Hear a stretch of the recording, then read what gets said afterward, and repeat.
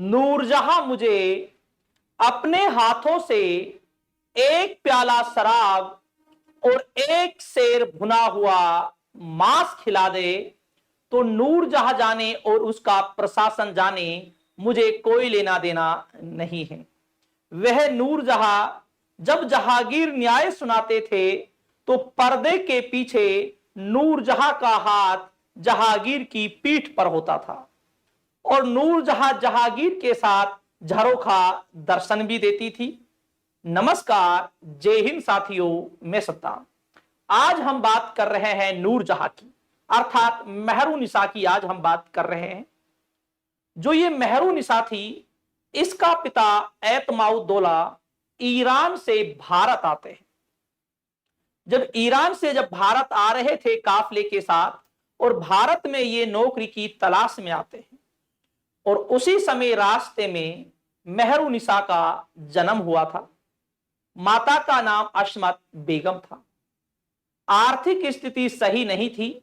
जन्म होते ही इसे एक पेड़ के नीचे इसे छोड़ दिया जाता है और जब पेड़ के नीचे इसे छोड़ा जाता है उस समय पेड़ की छाया इसके सिर पर आ रही थी और उसके बाद जो काफिला था वो काफी आगे जा चुका था एतमाउद्दौला का। उसके बाद अशमत बेगम का मां की ममता होती है। दिल धड़कने लगा अपनी पुत्री नूरजहां के लिए और उसके बाद उन्होंने एतमाउद्दौला से कहा कि आप उसे लेकर आइए और उसके बाद एतमाउद्दौला जाते हैं नूरजहां को लेने के लिए।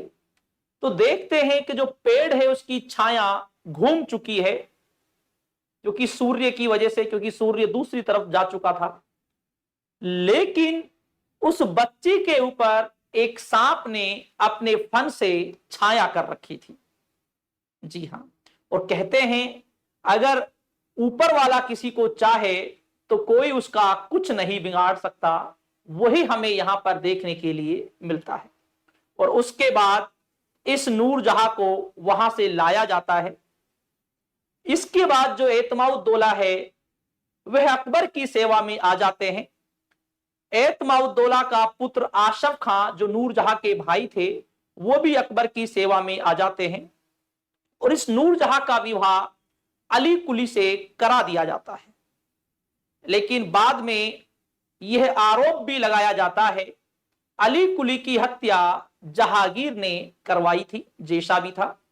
अली कुली की मृत्यु के बाद यह नूरजहां मुगल राज दरबार में आ जाती है और उसी समय इस पर जहांगीर की नजर पड़ती है और उस समय ये विधवा थी।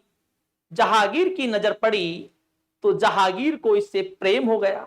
जी हां, और बाद में जहांगीर ने इससे विवाह कर लिया जिसका मूल नाम नूरजहां था, मेहरुनिसा था और इसे नूरजहां की उपाधि दी। नूर का अर्थ होता है रोशनी, जहां का अर्थ होता है संसार, अर्थात संसार की रोशनी। और ये नूरजहां ने राज दरबार में अपना वर्चस्व इस तरीके से स्थापित कर लिया था जैसा कि जहांगीर ने अपनी आत्मकथा तुजू के जहांगीरी में कहा है, अगर नूरजहां मुझे अपने हाथों से एक प्याला शराब और एक सेर भुना हुआ मांस खिला दे तो नूरजहां जाने और उसका प्रशासन जाने, मुझे कोई लेना देना नहीं है। जी हां, और ये जहांगीर के साथ झरोखा दर्शन भी देती थी। जी हां, सिक्कों पर जहांगीर के साथ साथ नूरजहां का नाम भी लिखा जाता था।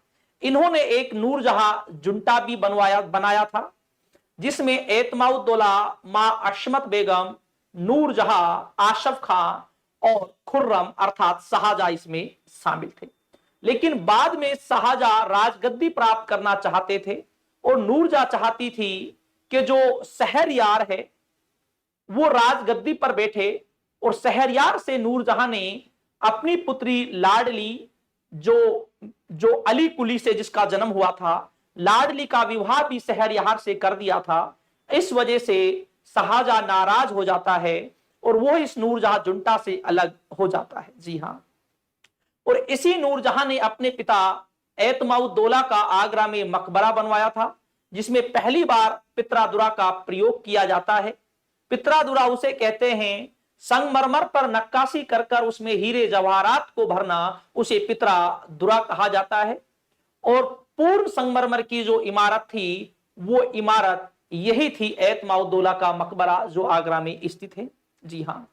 और नूरजहां की मां अशमत बेगम ने इत्र का आविष्कार अजमेर में किया था, जिसे रोगन ए जहांगीर भी जिसे कहा जाता है। तो नूरजहां जो थी, इसका जो एक पद था जहांगीर के समय, एक बड़ा सम्मानजनक पद था। जब हम जहांगीर की बात करते हैं तो जहांगीर एक न्यायप्रिय शासक था, जिसका हमें उदाहरण भी देखने के लिए मिलते हैं।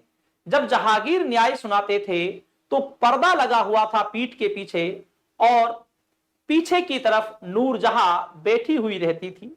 जी हां। एक बार जहांगीर नूरजहां के भाई आसफ खां को न्याय सुना रहे थे, दंड दे रहे थे।